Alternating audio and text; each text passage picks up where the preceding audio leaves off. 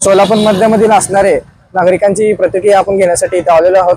तर सोलापूर मध्यमधील जे उमेदवार आता थांबलेले आहेत त्यापैकी कोणते उमेदवार निवडून यावे असं तुम्हाला वाटते?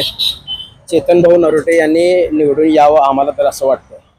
आणि गोरगरिबांच्या अडीअडचणीत म्हणा कुठला पण विषय असो म्हणजे त्यांनी रात्री अडीअडचणीत सगळ्याचं जातात धावून आणि हे पक्षाशी एकनिष्ठ राहिलेले चेतन भाऊ नरोटे यांनाच निवडून द्यावं माझं तर मत असं आहे। निवडून आल्यावरती त्यांची विजन आणि त्यांच्या प्रभागाच्या जो काही त्यांनी आश्वासन दिलेले आहेत ते पूर्ण करतील असं तुम्हाला वाटते? आणि ते पूर्ण करतील असं वाटतं का? की 100% त्यांच्या प्रभागामध्ये जाऊन बघा ना तुम्ही, त्यांचे विकास कामे बघा, कामाच्या मुद्द्यावर भाऊ निवडून येतील चेतन भाऊ नरोटे। तिकीट वाटपावरून काँग्रेस पक्षामध्ये जी नाराजगी दिसून येते त्यावरून काँग्रेसचे बरेचसे नेते आज दुसऱ्या पक्षामध्ये पक्षप्रवेश करत आहेत, तर याबद्दल तुम्हाला काय वाटते? आता सध्या तर बघताय तुम्ही नेते लोक काँग्रेसचे या पक्षातनं त्या पक्षात, त्या पक्षानं या पक्षात, यांना काडीची सुद्धा किंमत नसते। कारण विकास कामावर निवडून येणाऱ्या माणसालाच लोक निवडून देणार 100%। आणि हे इलेक्शन नेते लोकांच्या हातात नाही आहे, हे इलेक्शन जनतेच्या हातात आहे।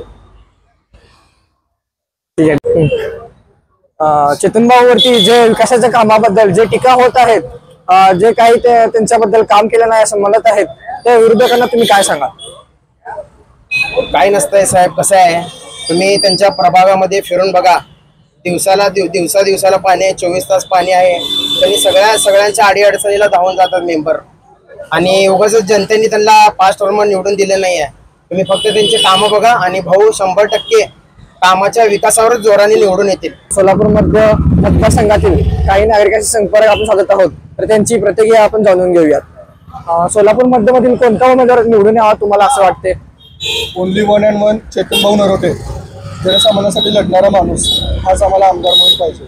आम्हाला हे बाकीचे दंगे घडवणारे नेते नको आहेत। आम्हाला 24 तास आमच्यासाठी उपलब्ध असलेला आणि आमच्यासारख्या युवकांना कायम साथ देणारा नेता आम्हाला पाहिजे। एमआयएमच्या समाजाकडून काँग्रेसला एवढा प्रतिसाद मिळत होता, तोच एमआयएमचा समाज आज काँग्रेसला शिव्या घालत आहे, त्याबद्दल तुम्ही काय म्हणता? त्यांच्याशी आम्हाला काही लेणं देणं नाही आहे।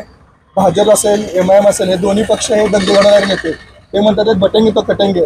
त्या इतके दिवस काँग्रेसमध्ये पण आमच्यासारखे हिंदू लोक आहेतच की आम्ही काही बटलो नाही आणि आम्ही कटलो पण नाही। त्याआधी आम्ही ना बटणार, आम्ही ना कटणार, आम्ही सगळेजण मिळून लढणार आणि चेतन भाऊंना आमदार करणार।